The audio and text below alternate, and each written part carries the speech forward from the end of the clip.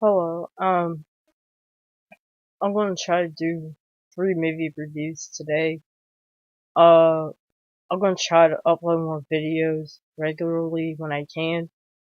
But the movie I'm gonna review some of my favorite horror movies from the 80s. Uh, and they're all gonna pretty much have a common theme. They're horror comedies. But the first one I'm gonna review is from 1985. It's a zombie horror comedy called The Return of the Living Dead, which is directed by Dan O'Bannon. Uh, I don't. I like the original poster better than this one, but I do kind of like this one because of the green coloring and stuff. I'm fascinated by colors, so. But here is a slipcase, and here's what the front of the cover looks like on that. Which that's not the original poster. You can Google what the original poster looks like if you want. Um, but anyways, I'm not gonna get really detailed with this review because um most people probably already have seen it because it's a famous horror film. So this film's about a young man who gets a job working at this warehouse, and while he's there, his boss asked him a question. He said, "Have you ever seen that movie, Night of the Living Dead?" And he was like, the kid's like, "Yeah, I have." And he was like, "Well, that really happened." And because it was like a government screw up. And he's like, "Well, I have like where the army kept, where we have some of those bodies that aren't the zombies in the warehouse basement." So he takes them down there. They accidentally open one of the containers storing the body, and it releases this gas called trioxin, which brings the dead back to life. And the first one it brings back to life is, it don't have a name in the movie, but in the most people call it Tar Man, which he looks very creepy. He's like all black and gooey looking, and the actor like did a really good job of like doing like the weird body movements like this. He was like a really creepy looking. He was like the creepiest looking zombie in the movie. And while this is going on, the friend, the guy who works at his warehouse, he has a group of friends who are punks. Like they're literally punks. Like they're into punk rock and stuff, and they dress like mohawk and leather and all that. They come see him, but I guess I think they get lost, but they find this cemetery, and they hang out in the cemetery and basically party and stuff.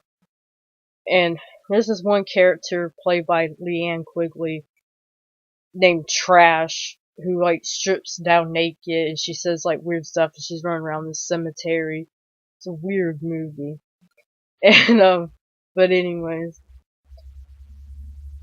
uh so while this is going on, they take some of the bodies over the people at the warehouse. They take some of the bodies and burn them in the crematorium. And when that happens, it releases the ashes into the air, and it rains, and then it makes more zombies come to life, and it just gets crazy from there. And basically, it's like a bunch of punks and 3 older guys fighting these zombies off. And this movie is is famous for its comedy and its horror, and it's also famous for its soundtrack, which has a lot of I guess they call it death rock, like horror punk music on the soundtrack, which I love because I love punk music. So there's a song in here called Party Time by 45 Grave, and it comes in the scene when the rain falls down and the zombies pop up, and it goes like, "Do you wanna party?" And then it just gets crazy from there. Yeah, it was one of my favorite. It's my favorite zombie movie because like I said, because of the comedy aspect. I like punk music, so that helped it a lot for me. Uh, I like the story. Some of the stuff just gets crazy, like the the one kid that works at the warehouse.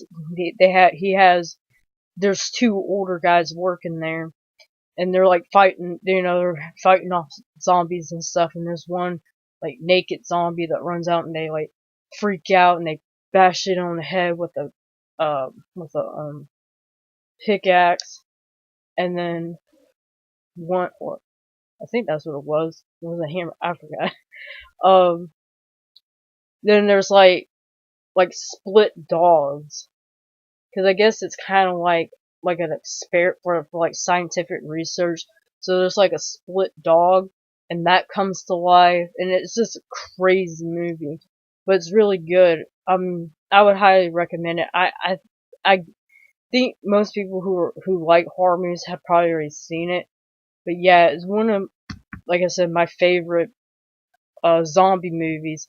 And I forgot to mention the kid and his boss, they get infected too, and they start experiencing, they're like dying, they're still alive but they're like dying, and they experience like rigor mortis and stuff like that. It's really like effective because you really believe like they're actually in pain and stuff, and it was like they did a really good job conveying like the pain they were going through. Trying to remember what else was a good highlight in it.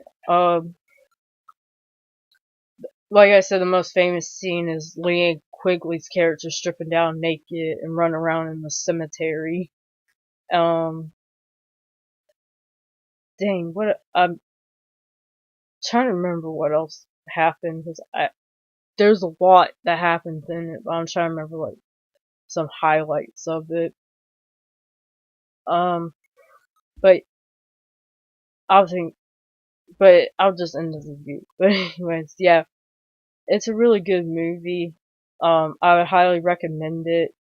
If you like, like older punk music, you'll probably love this movie because, the soundtrack has a lot of punk music in it. Oh, I forgot to mention, that's what I was thinking of. This movie also has some famous lines in it. Like, there's a part where someone says, "Send more paramedics." There's a female zombie with like only her torso, and they ask her like what they want. I think this is like the first movie where they say like zombies eat brains, and she just says brains, brains.